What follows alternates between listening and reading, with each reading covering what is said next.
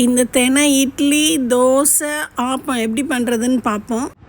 இந்த தினை பணியாரம் எப்படி செய்கிறதுன்னு பார்த்துருவோம். இப்போ இந்த தினை இட்லி உப்புமா எப்படி செய்கிறதுன்னு பார்த்துருவோம். நம்ம இப்போ தினை இட்லிக்கு தான் ஊற வைக்கிறோம். நான் 3 டம்ளர் தினை எடுத்து வச்சுருக்கேன், 1 டம்ளர் இட்லி அரிசி எடுத்து வச்சுருக்கேன். இது எல்லாத்தையும் ஒன்றா போட்டுருவோம்.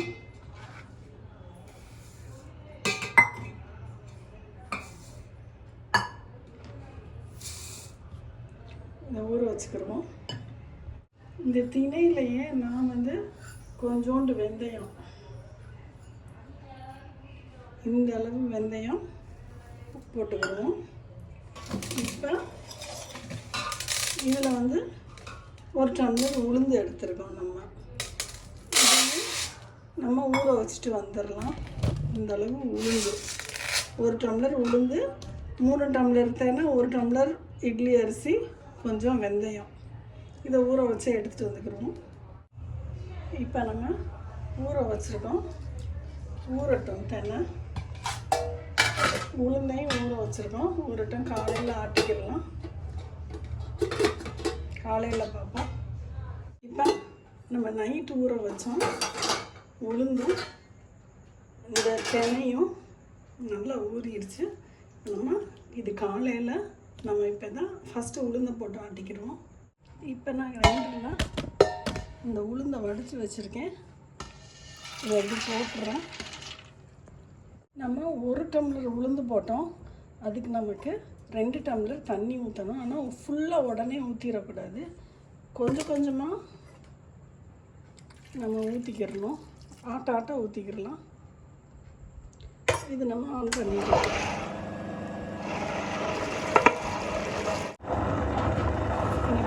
நம்ம 2 டம்ளர் தண்ணி ஊற்றிருக்கோம், நல்லா வந்துடுச்சு. இன்னும் ஒரு 2 நிமிஷம் அரைக்கட்டும்.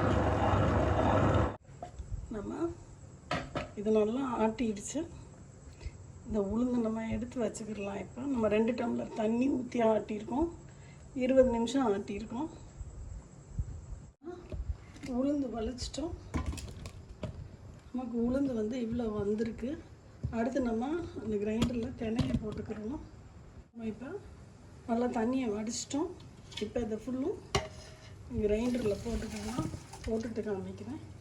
இதுக்கு இந்த மாதிரி ஒரு பிடிச்ச பொடி உப்பு போட்டிருக்கேன். இங்கே 3 டம்ளர் தண்ணி எடுத்து வச்சுருக்கேன். நம்ம மொத்தம் உளுந்து 1 டம்ளர், தினையும் புழுங்கல் அரிசியும் 4 டம்ளருக்கு மொத்தம் 5 டம்ளர் தண்ணி எடுத்து வச்சோம். 2 டம்ளரை உளுந்தில் ஊற்றியாச்சு. மிச்சம் இருக்க 3ஐயும் இதில் ஊற்றிடணும். அப்போதான் கிரைண்டர் கிடைக்கும். இந்த ஃபுல்லும் ஊற்றிடுவோம். 2, 1, 3 எல்லாத்தையும் ஊற்றிட்டு ஆட்டிடலாம்.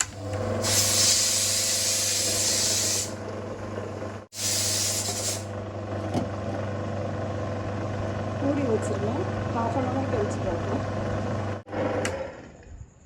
இப்போ நமக்கு நல்லா இந்த அளவு அரைச்சிருச்சு. 20 நிமிஷம் தான் ஆகிருக்கு, நல்லா அரைச்சிருச்சு. இப்போ இந்த உளுந்து அரைச்சி வச்சுருந்தோம்ல, அதை ஃபுல்லும் போட்டு நம்ம ஒரு சுற்றிக்கிடலாம். நான் போட்டுட்டு காமிக்கிறேன். உளுந்து போட்டோம்,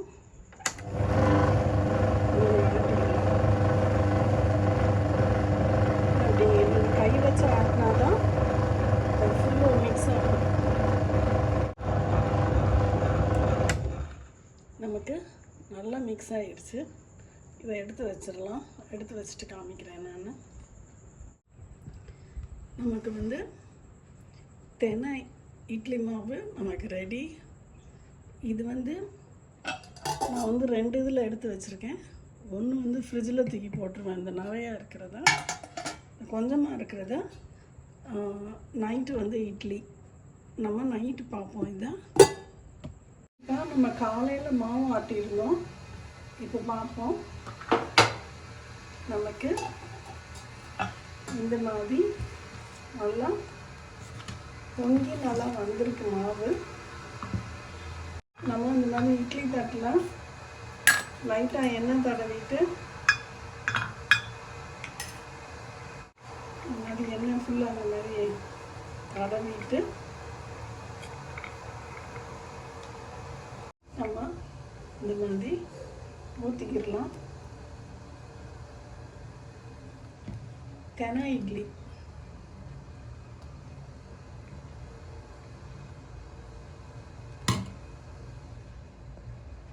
நாம் இப்போ ஊற்றி அடுக்கியிருக்கோம் இட்லியை. இப்போ இதில் வச்சிடலாம். இதுக்குள்ளே நம்ம இப்போ வைக்கிறோம். வச்சு மூடிடலாம். வேகட்டும். இது பாருங்கள், நம்ம இதில் ஆப்பமும் ஊற்றிக்கிடலாம். ஊற்றிப்போம். உடனே இதை தட்டி எடுத்து முன்னாடி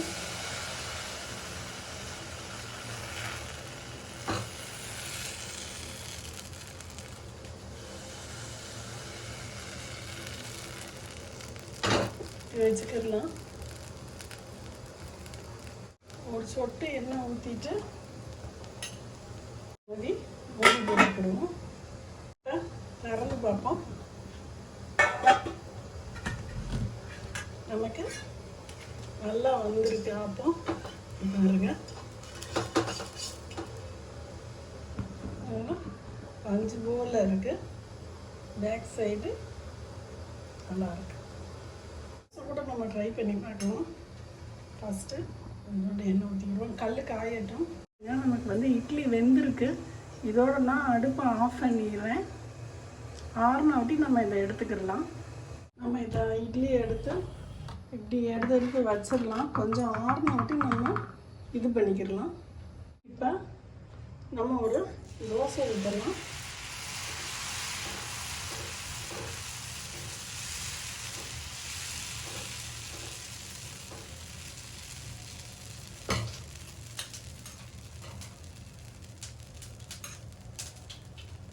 வேகட்டும். மூடி வச்சுருக்கோம். இப்போ தண்ணி பார்ப்போம். இன்னும் ஒரு நிமிஷம் கூட இருக்கலாம். முருகல் ஆகட்டும்.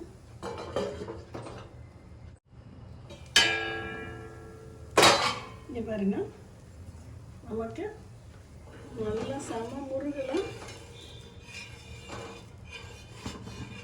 நமக்கு வந்திருக்கு. இந்த தோசை தெனை தோசை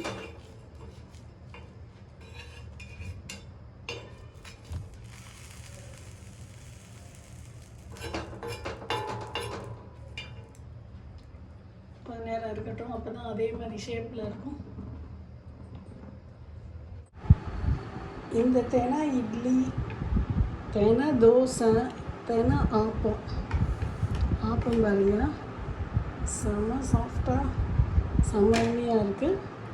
இட்லி அதை விட பஞ்சு போல் செம்மையாக இருக்குது. இட்லி ரொம்ப சாஃப்ட்டு. தோசை நம்ம வந்து முருகலாகவும் ஊற்றிக்கிடலாம், கொஞ்சம் சாஃப்டாகவும் ஊற்றிக்கிடலாம். எப்படி வேணுமோ அப்படி வச்சுக்கிடலாம். செம்மையாக இருக்கும். ட்ரை பண்ணி பார்த்துட்டு சொல்லுங்கள். இங்கே பாருங்கள், இது வந்து நேற்று நம்ம பண்ண தெனை இட்லி.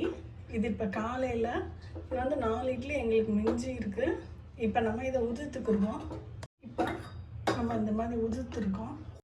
கொஞ்சம் சின்ன வெங்காயம், இது வந்து மாங்காய் இஞ்சி, சாதா இஞ்சி கிடையாது, இது வந்து மாங்காய் இஞ்சி, கொஞ்சம் கருவேப்பிலை, ஒரு 5 பச்சை மிளகா சும்மா அப்படி 2 கீறி வச்சுருக்கேன்.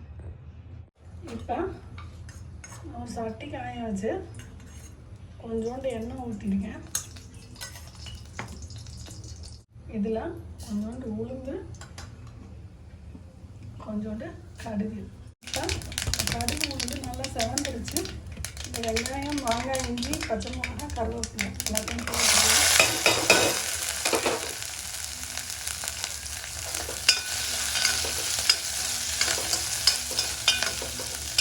நல்லா வதக்கட்டும். இந்த வெங்காயத்துக்கு கொஞ்சோண்டு உப்பு, சும்மா ஒரு பிஞ்சு பாருங்க. வெங்காயம் நல்லா வதங்கிடுச்சு, நல்லா ப்ரௌன் ஆகிடுச்சு. இந்த ஸ்டேஜில் அடுப்பு ஆஃப் பண்ணிடுவேன். ஆஃப் பண்ணிவிட்டு இந்த இட்லி உதுத்தோம்ல, தினை இட்லி உப்புமா லைட்டாக இது பண்ணி பெரட்டி அடுப்பை ஆஃப் பண்ணிக்கலாம். சும்மா அந்த சூட்டிலே பெரட்டணும்.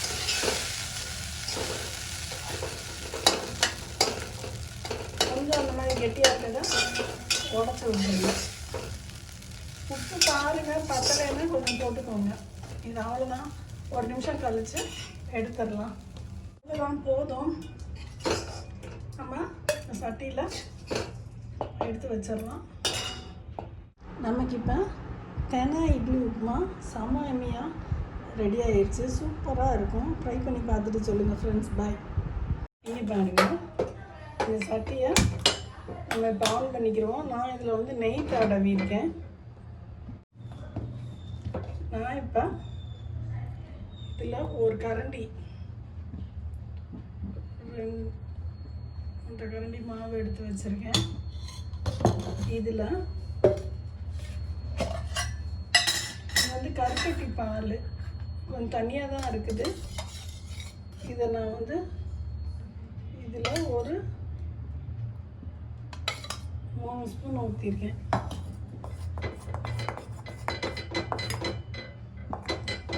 கலந்துட்டு வரேன் பாருங்க. இந்த மாதிரி நம்ம கலந்து வச்சுருக்கோம். இப்போ நம்ம இதில் நம்ம ஊற்றிடலாம்.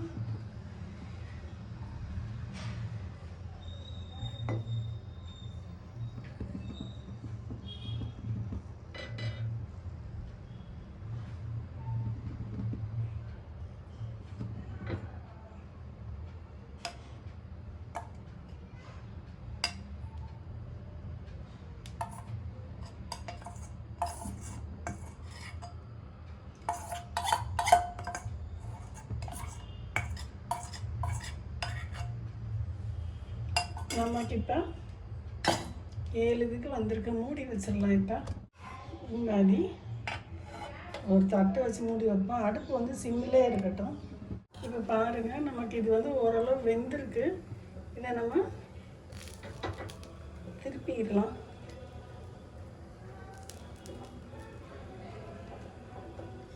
திணை பணியாரம் அதையும் திருப்பிட்டு காமிக்கிறேன். நீங்கள் திருப்பிட்டு எல்லாத்துலேயும் கொஞ்சம் நெய் போட்டுருங்க. ஏன்னா நம்ம கம்மியாக தான் ஃபஸ்ட்டு தடவி இருந்தோம் நெய். கொஞ்ச நேரம் மூடி வச்சுருங்க. திறந்து பார்ப்போம். நமக்கு நல்லா வெந்துருச்சு. இந்த மாதிரி எடுத்து போட்டுக்கோங்க. நீங்கள் நல்லா வெந்துருச்சு. இல்லாட்டி நமக்கு வந்து நடுவில் வந்து ஒட்டும். எதுவும் ஒட்டலை.